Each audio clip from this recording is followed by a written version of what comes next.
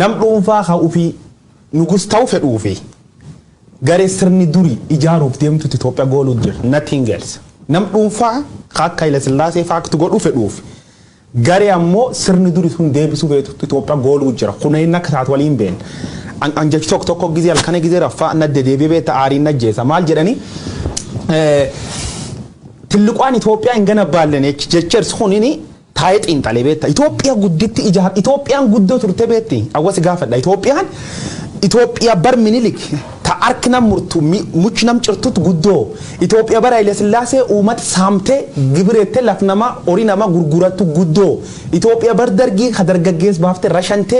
dhiigi adhiyeessa boocha turte guddoo Itoophiyaa bar wayyaanee tamani dhageeste nam torchar goote nam naafifte miilaaf maani nam cirtut guddoo ta hodda ayilaandi qaamsaal dhiiraa fanniftu guddoo Itoophiyaa Dr. Abiy Ahmad ta dargaggees mani dhaati baafte fixxu goot akka caalu hundeessaa zeewwaach nama gaggadhumate hammaan tan kiraayisii sagan geettu loltooti biidhibee dhufte lamiilee biyyisi gudeetu guddoo Itoophiyaa guddoo tanan naagalu dadhabe minami beektan natti ma ትልቅ ምንሆን አለን ዋንጀን ሲንቀር yoomum taana namni beektan ትልቅ ነበርነው ለኒ seenaan kanima seenaani qushashanam maasatanima beekta empire tortortu dhiignamaatiin ijaaramte jechuudha Itoophiyaan an akkasidha understand god Itoophiyaan empire tortortu dhiignamaatiin ijaaramte dhiignamaat ajeessuu jira beekta